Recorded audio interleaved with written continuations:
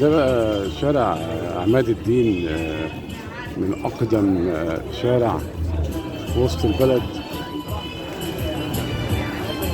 دكك زمان اهيت. صب على كل السادة المشاهدين يشاهدوني من على اليوتيوب. منظر اهو، مشاهد جميلة. طيب لا مش عاوز منك حاجة. ليش يا أخي؟ لا مش عاوز منك حاجة. ليش زي ما يلي ليش يا أخي؟ ليش يلي؟ أقدم شارع في وسط البلد عماد الدين. اللي ما يعرفش شارع عماد الدين أو ما راحوش، يلا أنا هاخدك بيه أهو وأفسحك عماد الدين. فسحة جميلة أهي. المناظر دي شارع جميل، عادات حلوة. ده بقى هنا الغني والفقير بيجي يقعد هنا يستجم ويغير جو.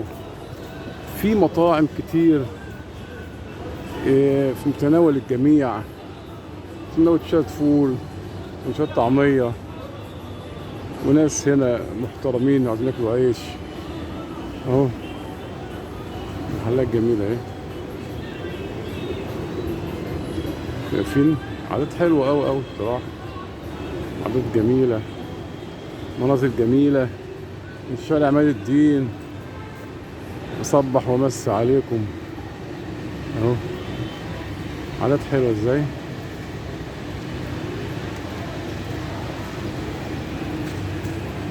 أماكن رائعة الجمال، أماكن استجمام فيها حاجة تانية خالص، فيها هدوء أعصاب.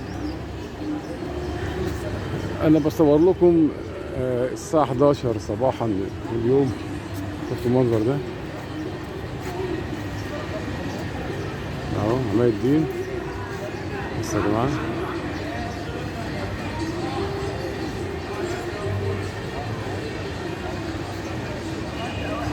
عماد الدين أعرف مكان في وسط البلد.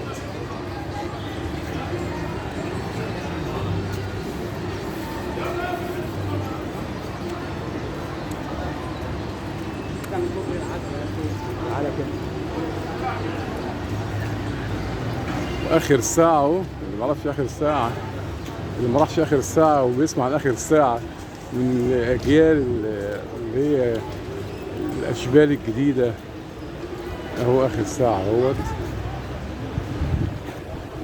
رقم اخر ساعة، رقم اخر ساعة. الشاورما بتاعته، الحاجات بتاعته الحلوة بتاعت زمان اهي. اخر ساعة ما راحش اخر ساعة، انا كده جبتك اخر ساعة تستمتع وتتفرج وتشوف بنفسك.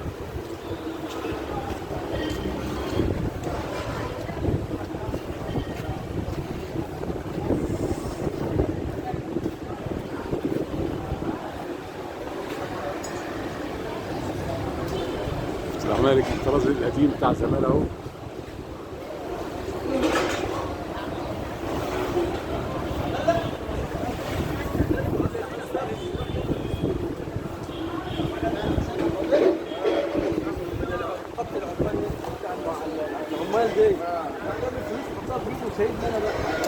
ادي عماد الدين، محلات اخر ساعة جميلة. صبح على كل الأصدقاء، كل سنة وانتم طيبين بمناسبة عيد الأضحى المبارك. أعاد الله علينا وعليكم بالخير واليمن والبركات. بصبح على كل عوائل، عائلة رضوان وعائلة العجمي وعائلة زرد بعيد على اخواتي واصدقائي واصحابي. طبعا الواحد لو هيعد اصحابه واصدقائه ربنا يخليهم لنا كتار، يعني الواحد هيذكر مين ولا مين، بس بقول لهم كل سنه وانتم طيبين. قلت ابثلكم كده حاجه من وسط البلد اهي، فبعيد عليكم تاني مره، وبقول لكل اولادي واحفادي كل سنه وانتم طيبين. نمسي على اولادي وعلى محمد ابني اهو.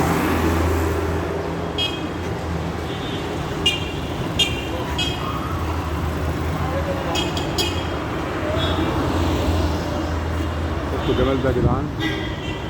الطراز المعماري ده طراز فريد من نوعه.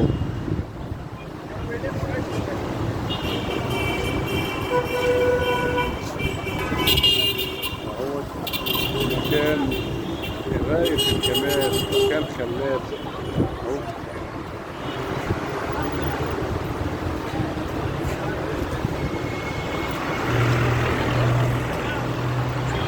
طبعا الواحد شاف هنا حاجات جميلة اهو.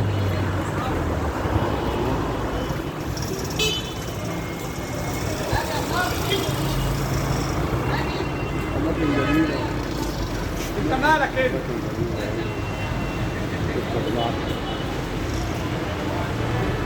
بهدي هذا الفيديو لكل أصدقائي اللي ما يجوش علي الدين، وأي حد يتفرج عليه أهو. حاجة خيالية. عماد الدين اللي ورايا وآخر ساعة أهو.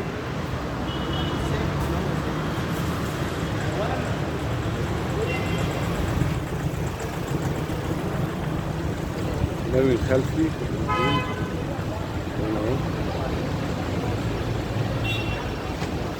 في حلقة أخرى، إلى اللقاء معكم إسماعيل، إلى اللقاء.